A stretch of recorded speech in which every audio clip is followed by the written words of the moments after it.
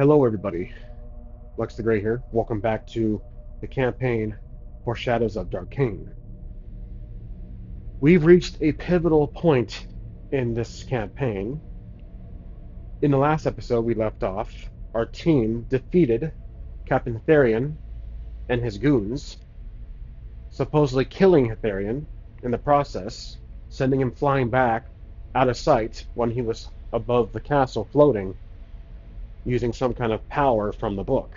The book has been destroyed. That's evident. Lord Balthazar's whereabouts are unknown. The Phoenix has fled. The team is healed for the most part.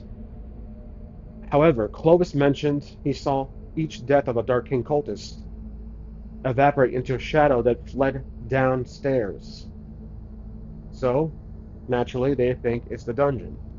They went to the dungeon's door that they knew of before. They even been downstairs themselves. But what they witnessed was a solid wall. There was a slight time jump since the last episode. Not as long of a time jump compared to the prior 2 episodes ago. In this one, the team quickly looked for Hitharian's body to confirm his death. They could not find anything.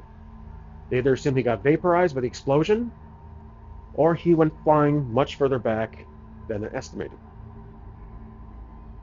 Now, the time jump includes a spell concocted by Clovis himself, called Time Jump.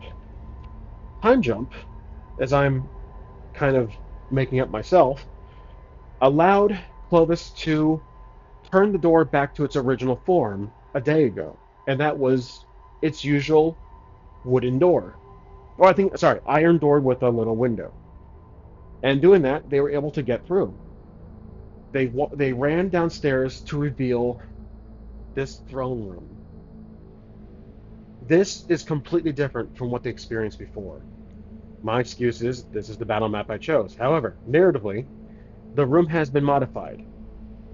Using the powers of Darkain, it is a throne room with pillars on the side, a long welcoming red carpet over stone slabs throughout, with 4 loyal guards that appear to be possessed, guarding this throne riser with none other than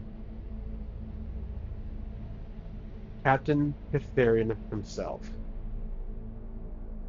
As we kind of expected, he is still alive. However, how truly alive is he? What we're going to do is roll for this. So, my space on my table is a little limited, but I'm going to try to roll for you guys. Asking the Oracle, is Captain Hitharian alive and well, voluntarily possessed by Darkain, or is he dead and his mortal corpse has been fully possessed by Darkain? I'm going with option number 2. I believe now that Captain Hitharian consciously has been killed by that explosion. His body has been fully possessed. He held the book long enough for Darkain to take over his body and control it from the netherworld, the underworld. Let's roll for it. So, is this Darkain himself in Captain Hitharian's body? This is a 75% chance. Yep, that is a strong yes. Now, with this in mind, even though he's in a mortal's body, his powers are most likely not going to be at full display. He has to be in his original pure form to do true devastation. Now, the team, surprised by seeing Captain Hitharian, though his body is decaying, it is gray, dark gray. He has shadowy energy coming out like an aura, and his eyes are solid black with kind of space seen through him like stars. And he is not holding the book anymore. He is in his full form. I'm sorry, not his full Darkain form, but he is in his regular human-looking appearance, with a large spear with a golden tip. The team enters the throne room. We have Ellis, Red, Clovis, Jules, and I believe the six guards, the city guard, as they entered with us. Darkain has the four loyal guard possessed to a higher degree by Darkain himself. Now, if this turns into an encounter using Knave, I will be doing this narratively. I will not be doing this using initiative. I believe this is the final climactic fight, battle to the death, and I want this to be not perfect per se, but I want it to be done with precision. And I think initiative is going to throw it all out of whack. So I'm going to do my best to do this narratively in the honor of Dungeon World. So, Clovis, being the most familiar with Darkain, sees Darkain patiently sitting on his throne, acting like he is already the overlord of this realm. The Darkain, the loyal guard, possessed, laugh as they see the mortals enter. Darkain stands up and takes a step forward, and you can hear his villainous laugh projected throughout the throne room, the high Citadel-style ceilings. He says, to some degree, he says, "Well, well, well. Look who decided to enter my throne. You four brought some friends, I see." Clovis takes a step forward and says, "It looks like we are speaking directly to Darkain himself, if I'm not mistaken." Ellis whispers, "Is that really him?" Clovis looks over his shoulder at Ellis and nods. "That is him in full display, my friend." Then he looks back at Darkain. Darkain steps down the stairs, right up to the red carpet. He says, "You four have been a pain in my ass ever since I used these mortals to begin my takeover of this pathetic city." Ellis takes a step forward, Jules Red behind, listening in. Ellis says, "What do you want with this city? With the people of Riverport? You have done enough damage and death. Now, Darkain says, the usual cliche, for thousands of years, I have laid dormant." Now, for anybody who has watched Dragon Ball Z Abridged, that might be a funny little reminder there for you. He says, "I am currently residing in the underworld, where many of my fellow Darkain followers have been killed and sent to in the year's end.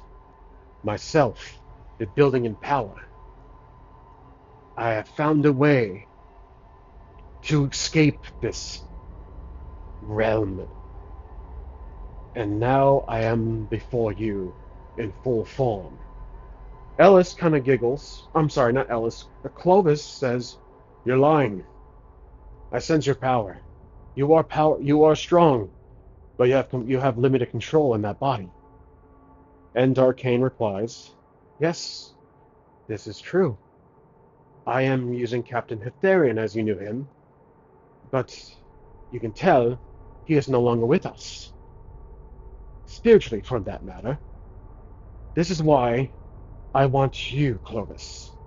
Clovis takes a step back, and he says, "What are you talking about?" Ellis looks to Clovis as he sees a concerned face. He sees Clovis's concerned face. Ellis steps in front of Clovis, partially in front. He says, "Over my dead body. Over our dead bodies," as the other team kind of back up Clovis, knowing he's a magic user, and they're kind of adding up what's happening here. Darkain takes one more step onto the red carpet, with a little more of a shadowy energy being projected out of him, an aura building up. He says, "You fools can't comprehend my power, but this damn human mortal body cannot either. Clovis, you have held my book. I was linked with you. As short as it was, didn't you not like the taste of power you had? summoning my dark creatures, bestowing power, the shadow over this damn city. You can become a god such as myself. You can become my true self. Don't you want this gift? Clovis hesitates. Ellis looks to him as if he's noticing Clovis is actually taking up the consideration. But Clovis, now remembering the book, it being destroyed, asks Darkain, your book has been destroyed. What link do you have to this world at this point? And then Clovis looks at the spear with the golden tip. So, here is some lore for us viewers, somewhat similar to how Voldemort spreads out his soul with Horcruxes in the HP universe. In this realm, before Darkain's death, he reveals now in this villainous monologue as usual. He says he spread his existence before his death as a precaution, knowing that he would most likely attempt to be overthrown one day. He left traces of his soul as links to the underworld where he's originally from, his his origin dimension. He's left links to his soul, to his existence, in several items. One was the Book of Decay. The second is the spear that he's holding right now. And the third, he does not reveal. He says, I've left myself 3 individual unique traces of my power, linking to me in the underworld, if I were ever to be overthrown. As you're aware, the Book of Decay was one of them. This spear, the Spear of Might, as he calls it, is the second. The third will be revealed in a later time. Clovis, looking at the spear and seeing its power, starts to kind of become mesmerized by it. The spear, the shiny golden tip, kind of like flickers in the light as there's torches around the room. Darkain kind of slams he kind of takes the spear and pounds on the ground, and he says, the Spear of Might can be yours, Clovis. If you choose, you can become one with me. Take the spear and join my movement of Darkain, the shadows of Darkain. And the loyalists who are possessed, they step forward, expecting something to happen. They're getting this kind of more of a defensive motion. The team steps forward in front of Clovis. Clovis takes a step back.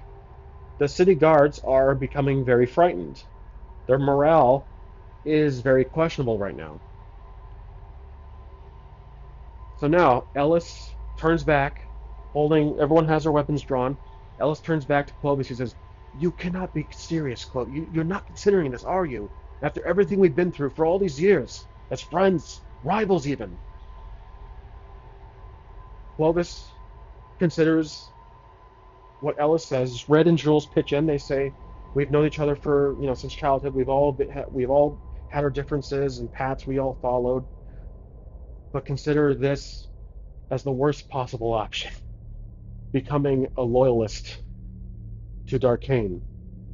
Now, Darkain, we're going to assume, lore-wise, cannot go beyond the walls or the limit of the city, perhaps towards the forest as far. But we know Captain Hetharian was originally lore in disguise, and now he's being possessed by Darkain himself. So Darkain needs someone who is from Riverport originally, grown up, born, bred, and Clovis is by far the most powerful magic user in Riverport. Thus, he is the target for for Darkain's possession. And with the Book of Decay,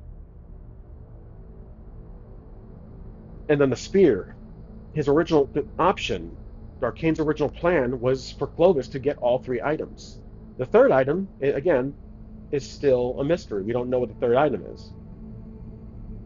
I think some of you are probably guessing, like, oh, it could be that or them. So keep that in mind. Clovis doesn't reply. He still remains hesitant. Once more, Darkain takes a step forward. Ellis takes a step forward. He says, "One more step closer, and we're going to strike you down. And your excuse for your pathetic cult that we've already taken down ourselves." And then Darkain says, "Oh, you mean these cultists?" I'm sorry, he doesn't call them cult. He's calling them followers. He suddenly spawns several kind of lower-ranking Darkain cultists in the form of little mindless goblins as they spawn in shadowy form. I've had these goblin tokens for a bit. They're little cheap unpainted ones. So you guys might be familiar if you watched my channel before. I like to use these. So there's three, looks like we have six. Six very, very low ranging goblins spawn kind of randomly throughout the hall, and weapons drawn. Darkain says, "Clovis, prove yourself. Eliminate these Eliminate my followers with your own hands, and take the spear. Follow your destiny." Clovis doesn't do anything. Ellis screams at his team, "Lore, Red!" Or, I'm sorry, not Lore. He screams, "Jules, Red, attack! City Guard, follow behind!" So the City Guard do the City Guard, considering what's happening, the majesty of Darkain and these four highly trained loyal guards, and then these goblins appear from the ground up. These are the shadows that fled earlier, by the way. These are the actual shadows. Darkain says, "Fine, then challenge my Darkain shadows. Let's roll. Do the City Guard stick around to fight?" I'm going to say 60% chance.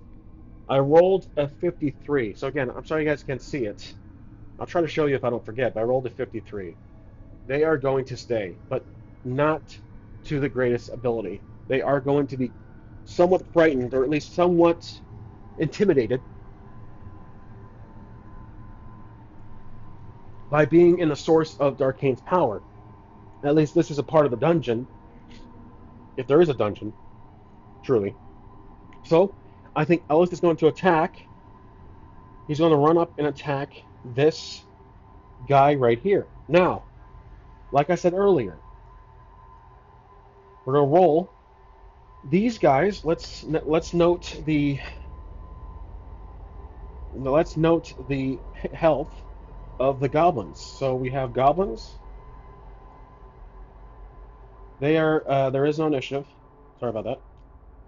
There is going to be an AC though, and an HP of each goblin. We have 6 goblins. So each one's going to have an AC of, I say, a lower 8. And their health is going to be, we'll say, well, we'll do 8 also, for now. Okay. So we're rolling for attack. And Ellis is going in for attack. I'm rolling my d20. I rolled a 16. That's a hit. Ellis has a weapon of a longsword that is going to be a d8. So he rolls his d8. And that's a 7. He strikes down almost the first goblin. So this goblin takes a step back and is going to retaliate against Ellis. I'm going to try to keep these fights focused on one character, one round per character. I'm sorry, one group of 2 characters. It's just easier for me to keep track. The enemy rolls, our AC for Ellis is 16. And that's a miss. Ellis strikes back with his roll, 18. That's going to be a strike. And I'm going to assume, don't have to roll, that it's going to kill this goblin. So he vanishes. He shadow dissipates into the air. Red is going to attack this goblin. He runs up and strikes him. The goblin sees it come, or doesn't see it coming. So he rolls 17. That's going to be a hit. And Red's attack is going to be 2 daggers, which is 2d6. Choosing the highest of the 2. 6. So that is going to lower this guy to 2. The goblin counteracts counterattack, and roll his D20. And ooh, 14. That is a hit. He's going to have a lower range D6 damage. So he does 1 damage to red. Where's my pencil? There it is. So, oh, I did not see that. Red is down. Okay, red is down to 10. All right. Red did heal up. I forgot to mention from earlier, but he loses a potion now because he already healed. So he's down to 10. Okay, because he was hurt in the past episode. Now, Red attacks back, and that goblin's down to his last leg. He rolls, and that's a 3. It's a miss. The goblin jumps out of the way and strikes Red, and that's going to be a miss. 5. Red will attack. That's a 13, and then his attack will be the 2d6 as usual, choosing the highest to roll. 6 again, both 6s actually. So that goblin gets swung.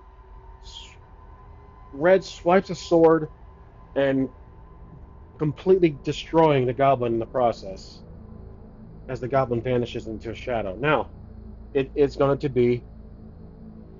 I'm going to say that. What are the rules for movement? I think it's 30 feet, if I'm not mistaken. So, Jules is a little too far, but he does have a. I'm sorry, that's Clovis. Does Clovis attack? We'll do a morale check. Clovis is preoccupied. I'm going to do a morale check, but it'll be difficult. 15. So, 3. Nope. He's still overwhelmed with this decision. And Alice is pissed off about it. Now it's Jules' turn. Jules is going to attack, but he can move 30 feet. He has a bow, so he's going to go 1, 2, 3, 4. Let's see. I think right here is fine. Let's see. I think I moved more than 30 feet. Sorry. There we go. 4. And he has a crossbow, so we got to roll with dexterity on this one, +4 on the d20 roll. That's a 10, plus 4, that's 14. That is a hit. He's going to attack this guy right here with a d6 crossbow. 4. That hits the goblin at the shoulder, and at this point, I'm actually not tracking health anymore for the villains. I'm going to do it narratively. The goblin stumbles back. The arrow's still in shoulder. The goblin then pulls out his own bow. He takes his weapon, and it shapeshifts into a bow, and he fires it at Jules. We're going to roll for the arrow, and that's going to be a 2. That's a miss. He missed with a 2. Okay, our crossbow one more time. Actually, now it's going to be Ellis. Ellis is going. I'm sorry, not Ellis. Jules is going to step forward twice and get a shot at the crossbow at that one goblin. That is 11. That's a hit with a d6 damage of 3. So the goblin falls back, but he's not dead yet, as he is recovering. Now we're going to focus on Ellis. As Ellis prepares, this goblin goes in for a strike. The goblin will attack first, and that's a 1. That's a failure. Because of the failure, we get a free attack, a maneuver. Ellis will roll. Actually, I'm just going to roll for damage. Ellis will be using a direct hit, not direct damage per se, but a standard hit, with his longsword, which is d8. We're rolling for damage. That's a 1. Unfortunately, it's not enough. Now we roll for attack.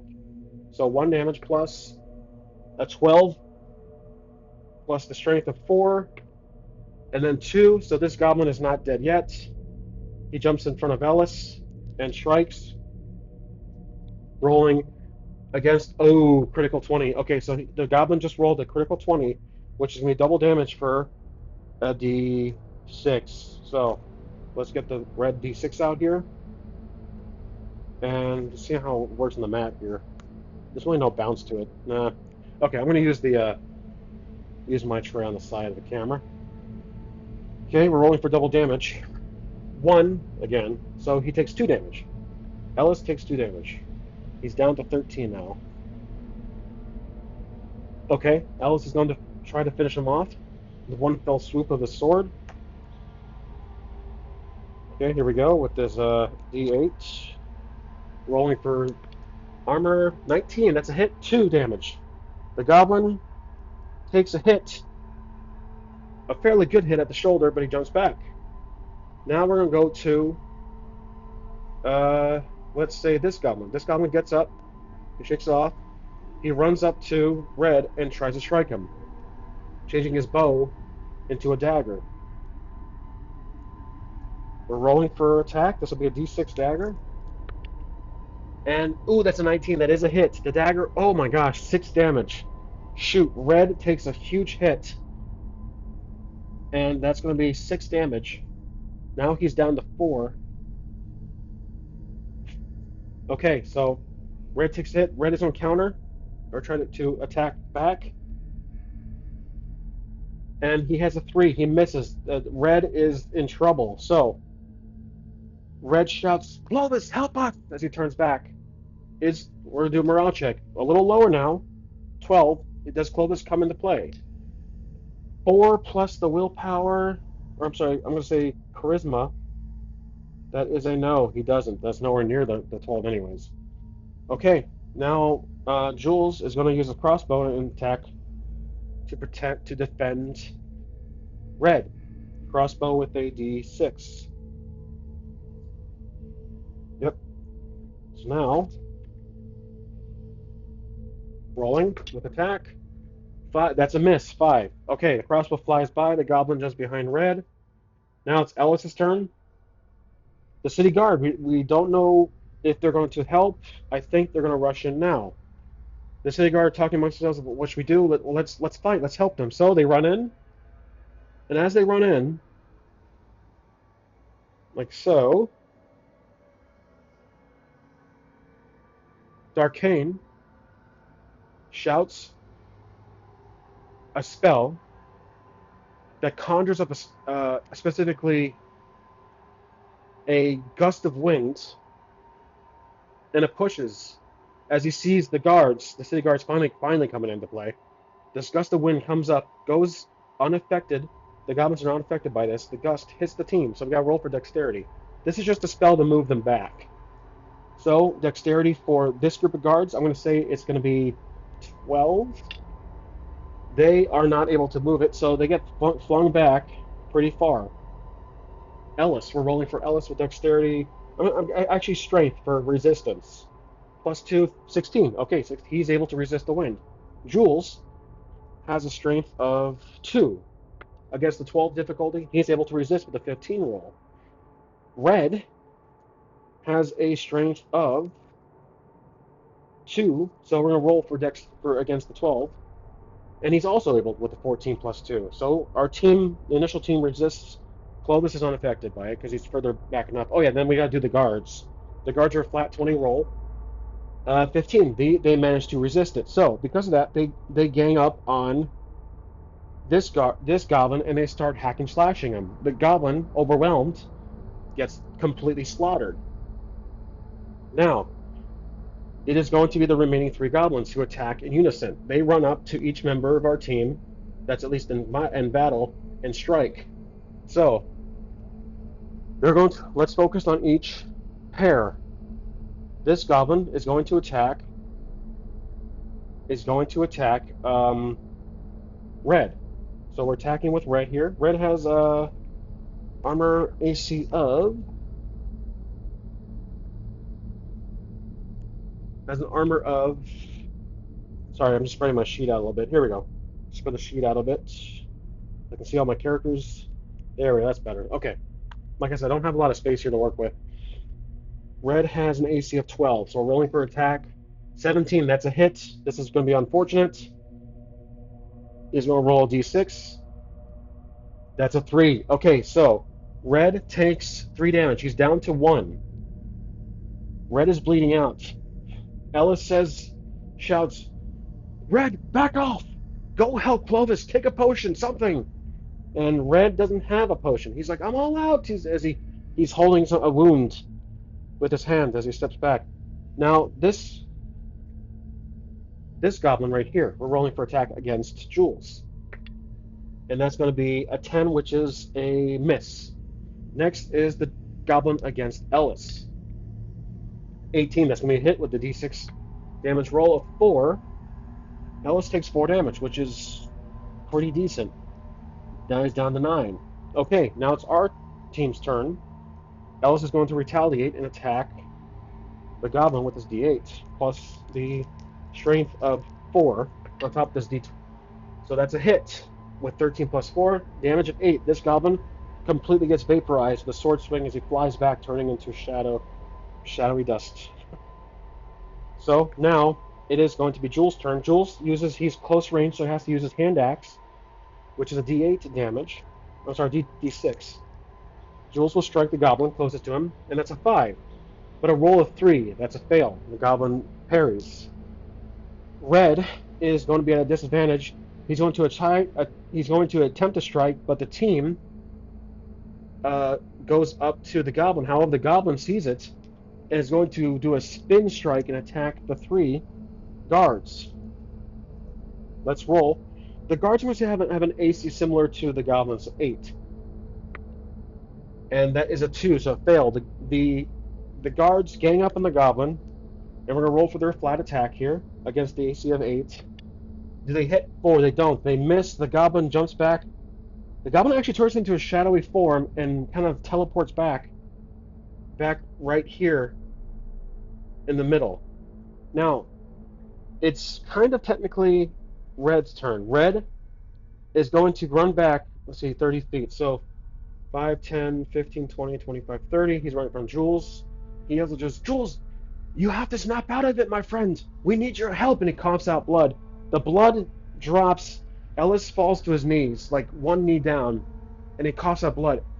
Clovis, through his eyes, can see the blood in his friend in pain. Once again, this is the second time in a row, I think Red's been almost on his deathbed, I think. Yep. So, Clovis will do a morale check. Now, this will be down to 10 now. So rolling for morale with charisma. Clovis has 2. He rolled a 19, 21. Clovis snaps out of it. He's like, gosh, I'm sorry. Everyone. So Clovis runs up to Red and heals him with, he has a potion, I think. Yep, he has one potion left. 2 potions, so he gives one to Red. Red's going to heal let's say it's a d8. So I'm going to roll a d8 for a heal for Red, and it's a 7, not bad. So that's going to be, Red is back to 8. He stands up, still kind of worn out, but he's back in battle. So these 2 are back.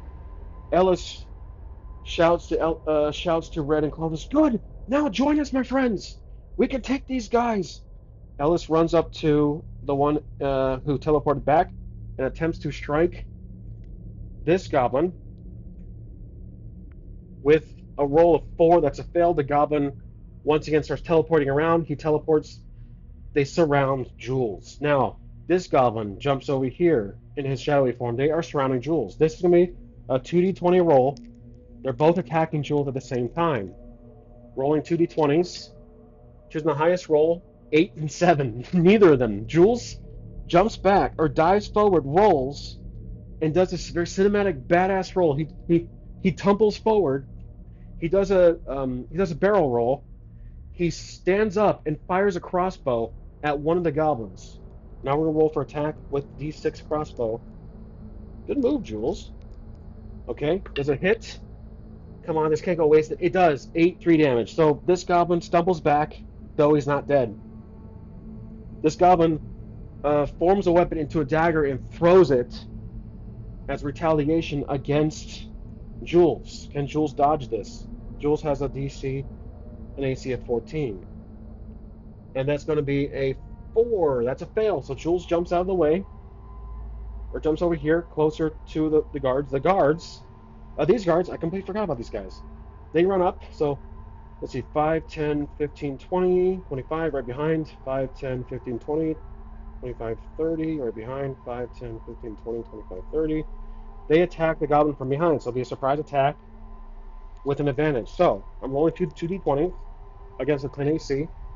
And oh, yep, got 12. So d6 damage roll. It doesn't really get 1. Okay, so this goblin 2 damage. I'm gonna say 2 damage with 1 times 2. Takes a hit from behind. He turns around to see the guards at him. These guards surround this goblin. Not really surround. They actually just kind of make a line. Ellis and this is narrative. So Ellis and I'm sorry, Clovis and Red kind of take the backside, and then Ellis and Jules kind of take the front. So they're circled, and now they're surrounded. The shadows are looking around, panicking. The goblins are kind of spinning around, not sure what to do. Darkain laughs. He takes a step forward. His guards follow him, like so. Ellis turns around to see. He says, "Jules, we can't leave our back turned." And as I turn around, um, Darkain puts his hand out like this and absorbs the shadows of the goblins. The goblins collapse, fall forward, and turn to dust. He says, "Pathetic. I did not expect them to survive in any means. Just wanted to see and have a little fun, especially with Clovis. Now, you face me and my men." So these four take a step forward. The guards are panicking. They said, "Ellis, I think this is a little out of our league. Why don't we go back and we get more help?" Ellis nods and says that's a good idea. So the guards leave. They run back, and they are out of frame. So the guards ran back and suppose they're going to get help, whatever that means. Ellis just wants to end this. He thinks they're going to be collateral damage at any point. So now the team is face to face. Ellis steps forward. Jules steps to the side here. Red goes here, and then Clovis steps in front, like so. So I think here's how I'm going to have it: Ellis, Clovis, Red, and Jules. They lined up. And Darkain laughs. "You do realize you four are signing your own death warrant." Ellis prepares a sword. He wipes it down. Clovis conjures up a. Well, Clovis doesn't have any spells left, so he takes a spear. Red readies his. He readies his longbow, and then Jules readies his crossbow. So we have the ranger and rogue going long distance as they take on these two. So they jump forward. Ellis runs up straight to Darkain. Clovis runs up behind, ignoring these two, but the guards jump in front to counter and attack. Darkain turns around and walks up to his throne as the four, and he sits back down. So now these guards walk up, take a step forward. Now here's what I'm thinking. These are not actually traditional, like mortal guards. I'm going to change and retcon something here and say that these four are actually stone. They're statues, but they're these giant 8, 9 foot tall guards. So now we're gonna roll for initiative. This is a conventional battle. The goblins was just kind of a sideshow. So these are stone guards, or the stone knights. So not stoned knights, but stone knights. Knight 1, 2, 3, 4. So we have this 1, 2, 3, 4. AC, number, and HP. Their AC is going to be 10, but their HP will also be 10. Okay, so I'm going to track these guys with this board. Now, let's roll for initiative. So, Stone Knights 1, Stone. Let's do this.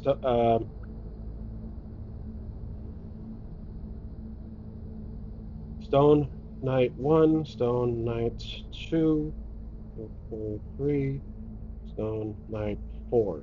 That's their initiative. And then our team will be obviously in our order. So we're going to roll initiative against the group. We roll against theirs, d20 against d20. Here we go. I'm going to use the highest dexterity I have in the whole team. That's +4. We rolled a perfect 20, +4. So a natural 20 +4, which means our first attack will be at advantage. Will be double damage. So let me put the tray right here so you guys can kind of see the rolls. I'm going to move Darkain out of the way for now. There we go. Just going to put Darkain off to the side so you guys can kind of see the rolls because this is important. This is going to be a big part of the battle. Okay, Ellis is going to strike first the Stone Guard, the Stone Knight. He's rolling and will have advantage because of the initiative bonus. Here we go. And we're going to go with the 19. So it would have hit anyways. He's going to use his D8 longsword and 6. So that's going to be 12 damage. This guard, that was easy, crumbles. That'll be 4. He crumbles apart. Darkain smiles, seeing his plan fall apart, literally. So this guard crumbles and just it's just a pile of rocks. Now it is going to be this guard's turn. He's going to strike. He's going to strike. Let's say Clovis. Okay, so he's going to attack Clovis. And this will be a d20 roll against Clovis's AC of 12. And that's a miss. Okay, so now it's Clovis' turn. We'll do attack roll. Clovis has a strength bonus of +2. That's an unnatural 20, so that's gonna be a standard hit. Clovis will use his 2 daggers, choosing the highest of the 2. 6. Okay, so this guy is gonna be down to 4. Okay. All right, now it's going to be this guard's turn. He takes a step up closer to. Sorry, this guy's back here. This guy steps up to Red, and he'll attack Red. All right, we're rolling.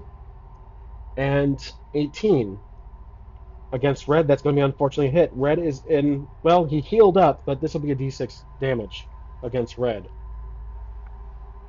2 damage. Okay, so he's down to 6.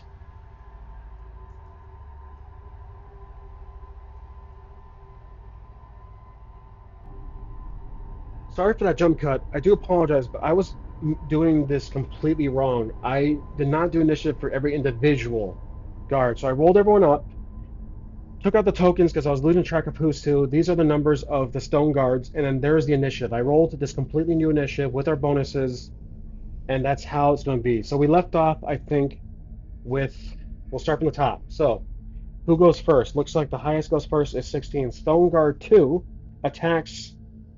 will attack Red. So we're using him. Let's roll for attack against Red, which will be a miss. Okay, now it's going to be 12-12. So Clovis is a tie. I say we'll give it to the aggressor, Clovis. He'll strike 1, which is the guy we're going to roll for next. He'll attack with a d8. 15, that's a hit. That's going to be 5 damage against 1. 1 takes 5 damage. That's down to 5. Next is the Stone Guard 2. He's going to attack Ellis for doing that with a d6. That's going to be a miss. Okay, so Ellis is good. Next is going to be 12 below, which would be 7. Red. Red attacks Stone Guard 2. Rolling for Red here. He'll be using his 2 daggers. So choosing the highest of the 2. That's a miss. Okay. So that's a miss. Next is going to be 6. That's Stone Guard 3. Stone Guard 3 is going to attack.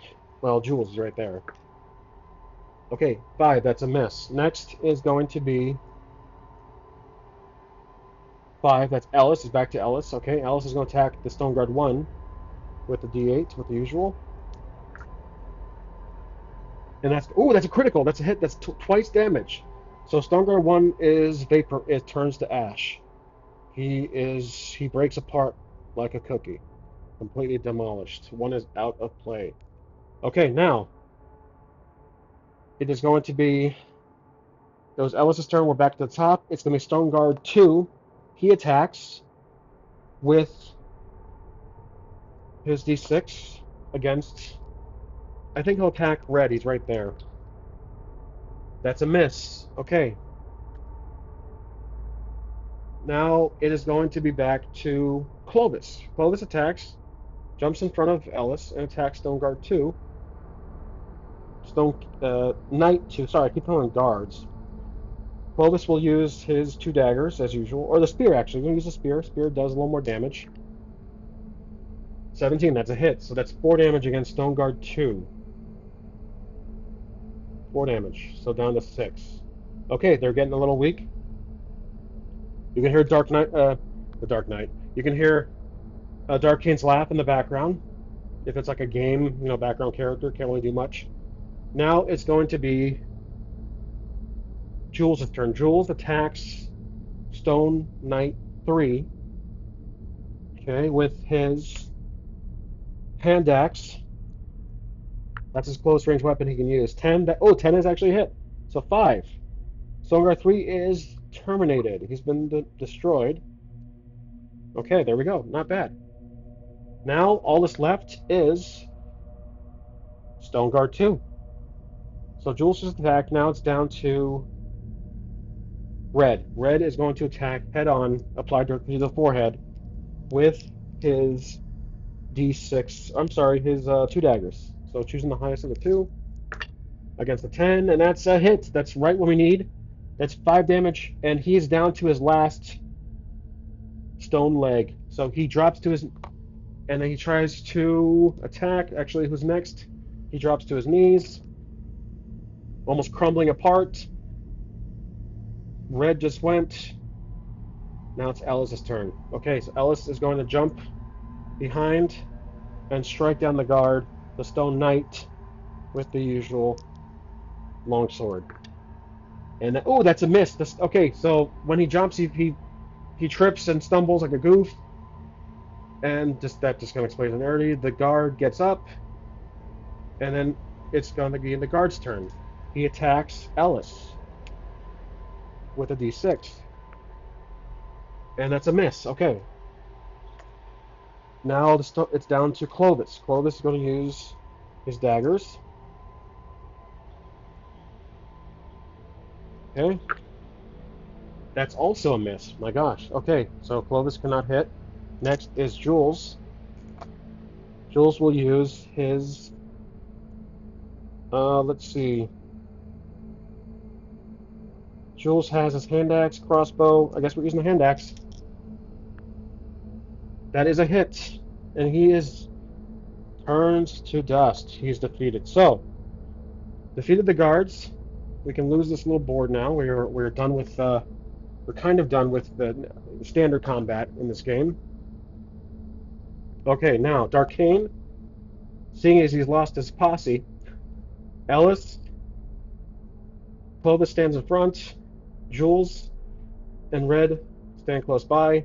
Ellis takes a step forward. Darkain sees the threat in front of him. He takes a step off his chair. Ellis says, Did you enjoy your nap, Darkain?" And Darkain laughs once again. He says, "You four would be terrific additions to my following. How about before you die before me, you join my power." And of course, Ellis says, "You can go straight to hell." So Ellis is going to run up, try to jump and strike Darkain, seeing as Darkain is actually a little weakened right now. He's withering. His posse, his his support group is gone. They are destroyed, and I think his magic is left in the spear. While Ellis jumps up, Darkain pulls his spear out. We're going to roll for attack. So, he has a high count of 15. I'm going to give him a health tracker of a d20. and his health will be a D20. Okay, so we're gonna roll for attack. His AC is 15.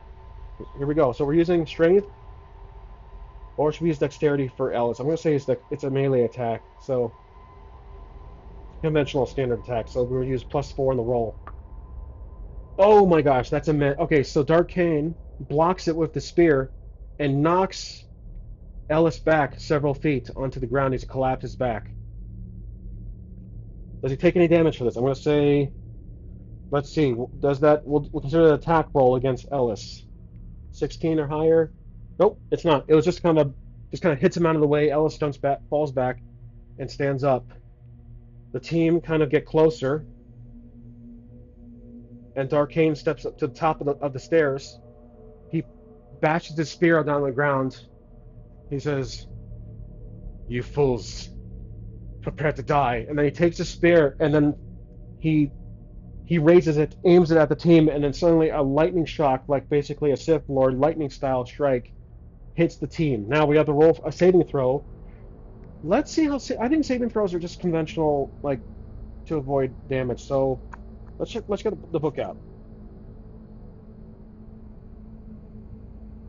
Let's see. So checks, reverse checks. If it's probably have to play all the rolling by reverse checks. Usually here. Let's see. I don't see anything about. Let's go to combat.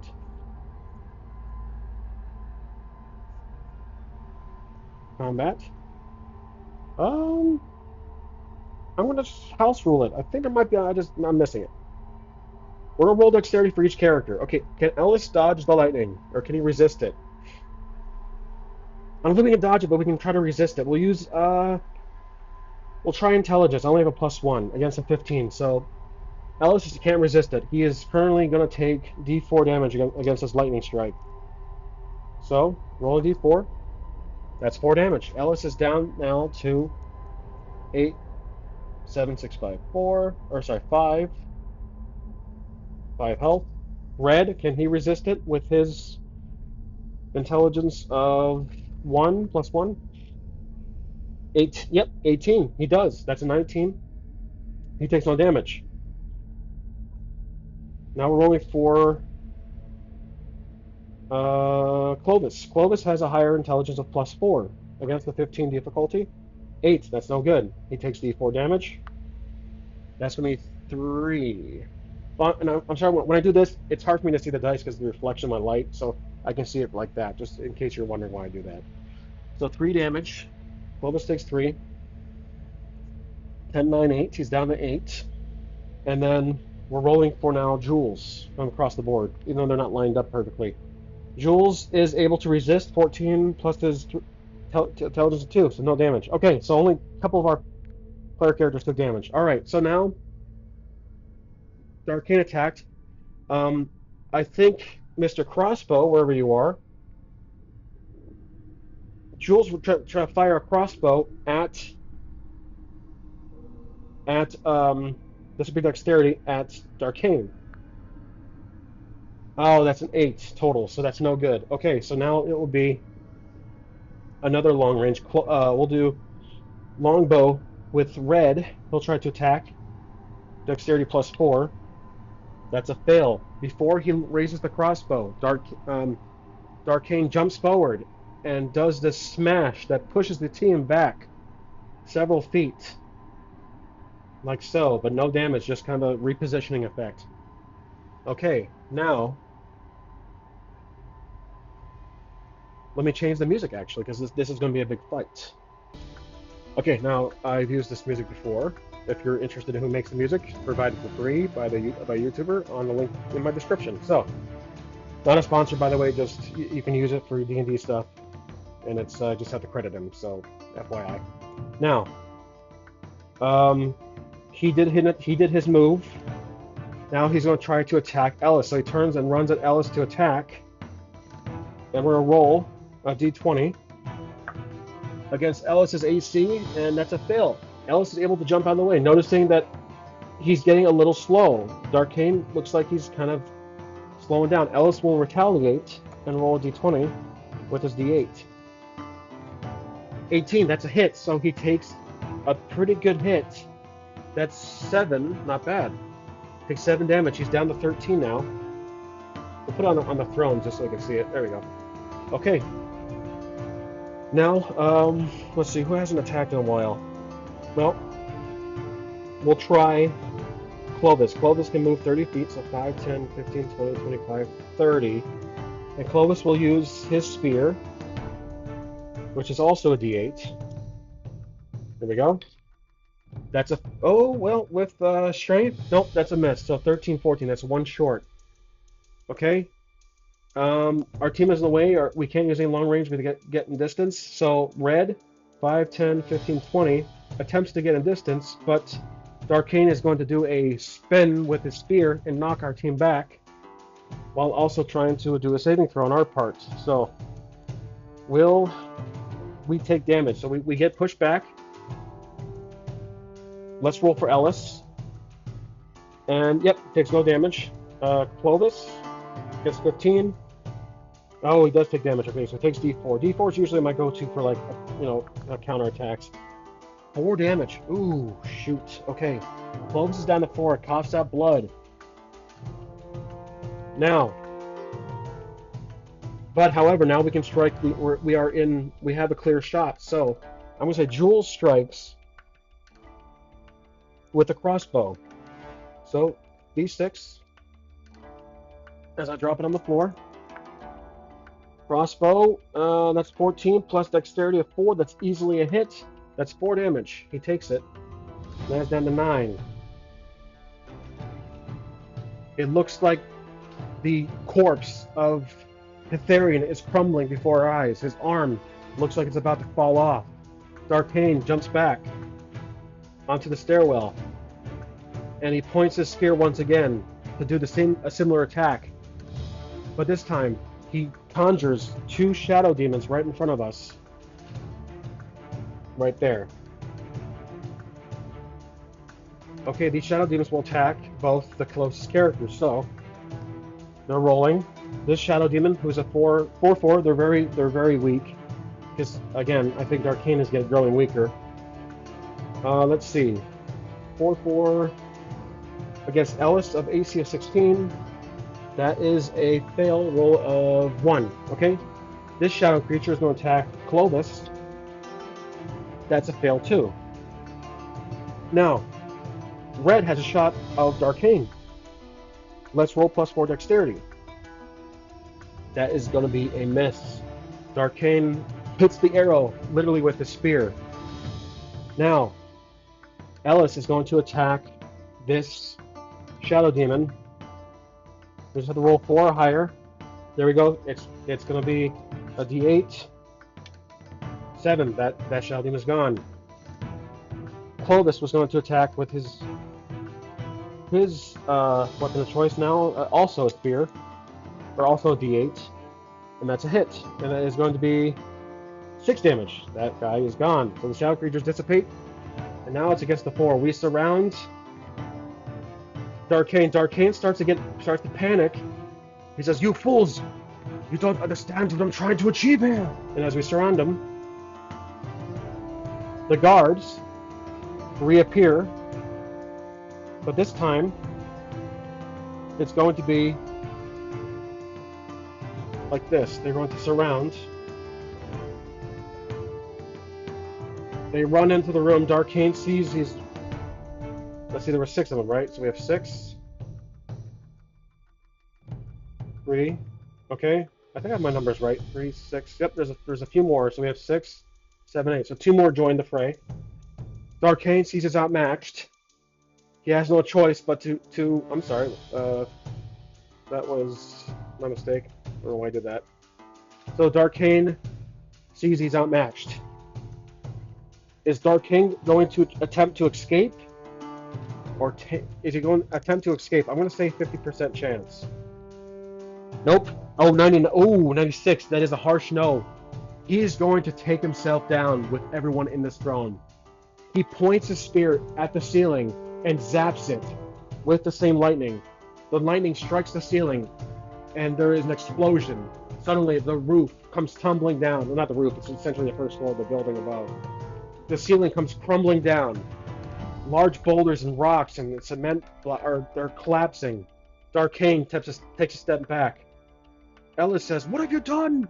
Shouting top of his lungs. The team, now we gotta roll for dexterity. For each character, we gotta roll for a saving throw. Ellis, can he dodge this with his 2 plus dexterity? Actually, I'm sorry, I didn't even choose a difficulty. I'm gonna say 14 for this one, or 12. So, shoot, that's a fail. Ellis gets hit by a large boulder. This will do D4 damage. So here we go. It's going to be a red. He takes 2, and we'll do 2 times damage, so that's a 4. Ellis is down to his last HP. He gets hit hard. Red. Can Red dodge this? We'll keep the red die close by. Red has a dexterity of 4 that we're rolling against the 12. That is a 15. He does. Okay, Red takes no damage. He jumps out of the way. Like this, right here. Next is Clovis. He has a dexterity of 1 against the 12. That is also... no, that's a 7. He misses, so he takes standard D4 damage. Okay? That's 2 damage. Clovis takes 2 damage. He's down to 2 now, so both Clovis and Ellis are extremely injured. Gravely injured. More so Ellis. Next is Jules. Jules will do his dexterity saving throw. We'll do a D4. I'm sorry, a 4 dexterity against the 12 roll. Oh, okay, with the attribute bonus, he is able to dodge, so he jumps out of the way. The team, can the guards dodge this? They have a flat D20 against a 12. 13. I'm going to say most of them do. So these ones avoid getting hit by stones. It seems to be happening more so in front of them. This one dies, gets crumbled. They scream in pain. This one gets hurt. He limps back. Okay, so we lost 2 guards. Now, what about Darkain? Does he get crushed by his own attack? I'm going to say 75% chance. Let's roll for it. 71. He does just get hit by a boulder, and that's going to do D4 damage to him. Okay, there it is. That's a 4. He's down to 8765. He takes a hit to the face. He falls back onto his chair, like so, kind of stumbling back on his chair. He's at a 5. Ellis sees an opportunity. Ellis is hurt. However, seeing that Darkain sacrifice as the building continues to fall down, in one last move, Clovis takes a spear and chucks it straight at Darkain while he is vulnerable, falling back, frail, decaying before our very eyes. He takes a spear. You know, because of that, because he's decaying, I'm going to take away another HP from him, so 4. We're throwing dexterity, but I believe this is an advantage because, again, Clovis is not too far away. He's pretty close. And he has the advantage because Darkain is sitting down practically at this point, in pain. So he says, "Damn you all! Die with me!" And then Clovis, we're going to throw for against his DC of 15. Come on. 17, there he is. No bonus considered because we beat it. And now here is the damaging throw. Let's take away the other dice. There we go. Come on. 1. Shoot. Okay, the spear lands and strikes him in the stomach. He'll take 1 damage. So Darkain sees the spear as the building continues to crumble. And does the spear have him stuck to the chair? Can he move?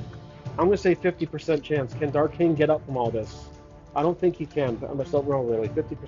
He does. Okay, so he stands up slowly with a spear stuck in his stomach, literally poking out.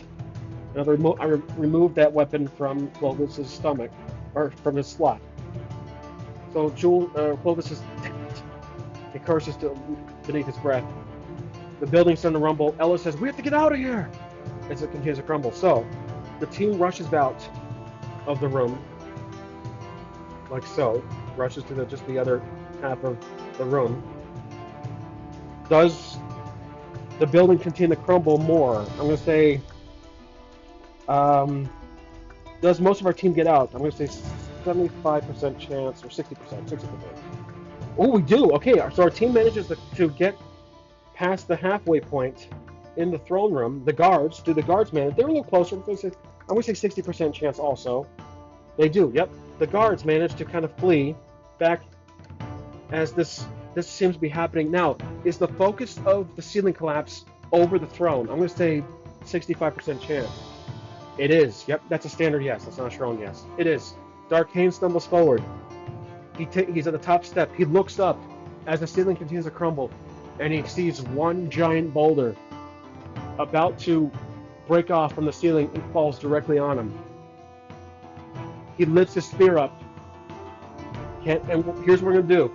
We're going to try to do a saving throw for Darkain. He attempts to do a saving, but he's at a disadvantage because he is hurt and he is weakened. So we'll roll 2d20s. We're actually controlling kind of like a player character, Darkain. The DC will be 15 for him. That's a big boulder. And we're gonna roll a hit. So here we go. But it's a disadvantage, the lowest of the two rolls. And there we go. 9. Even with its attempt at lifting the spear up, the boulder crushes him, lands right on top of him like this, crushing his body. It is as big as maybe this much size. So let me draw it out for you guys so you can see it. The boulder, like Looney Tunes, he gets crushed. And he is completely flattened. Now, the ceiling starts to collapse more. Our team sees this. They flee the room. Darkain is presumed dead. As the room starts to collapse more, Clovis hears a voice in his head. Clovis goes, ah, no, no, and then he stops. The team stops. The guards run out. They leave the room. They're not too worried about this right now. They want to get the hell out of the team stops. Ellis stops for moments while the destruction is growing towards them. So Ellis runs back to Clovis, tries to pick him up. He says, "My friends, what's wrong?" And Ellis says, "The spear. I can hear it." He said, "What? The spear's destroyed?" "No, it's still there. We need to get it. We need to get to defeat Darkain once and for all." But Ellis looks up and he sees the boulder. There's a big ass boulder. He says, "Clovis, another time. We have to get out of the ceiling is collapsing. We're going to die." Clovis looks back and he sees the big giant boulder. Like what can they do at this point? Doesn't have any spells. There's no way to leverage it. Clovis looks up to Ellis and says, "Okay, let's go." And the voice there still is screeching his head. He's holding onto his head as they run out. Ellis carries him out, and Red and Jules on the side. They leave the throne room. Now, just as a reference for the death of, Captain Aetherian's body, Darkain is not truly dead yet, but the death of the Avatar, of the Avatar for Darkain, Captain Aetherian's body has been completely flattened like a pancake, so he's dead. He's gone. And I think what I'm saying is, I'm a movie guy, so I'll try to use references to movies as much as I can, in as far as to visualize it. But before he was crushed by that boulder, picture the villain, the antagonist, the peacock, I think, from Kung Fu Panda 2.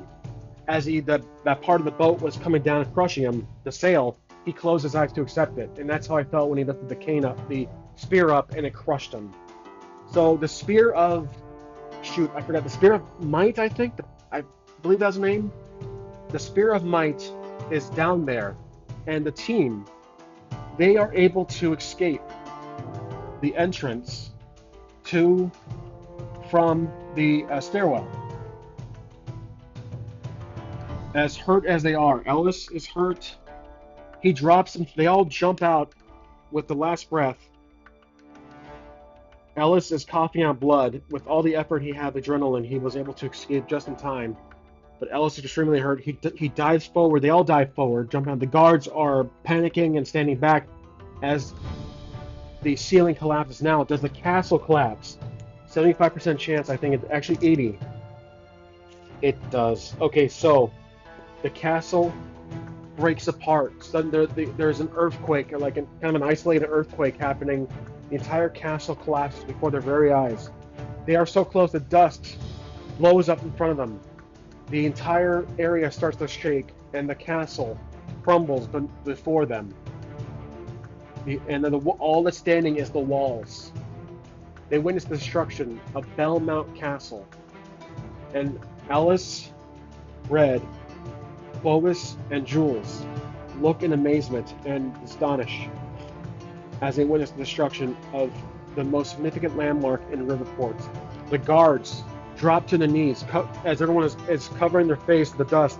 The guards drop to their knees after smoke clears, astonished at what just happened, and not disappointed, but broken. They drop their weapons. Essentially, their home has been destroyed, or their barracks or what have you. Their site of operations has been destroyed. They send one guard stands up. He takes out his helmet and says to the team, What has happened to what of Lord Balthazar? What has happened to him?" Ellis is gravely injured. He takes out a potion to heal himself. So let's use one potion. We'll do a D8 for this potion. And it heals 6. Still worn out. He's back to 7. Clovis uses his potion to heal.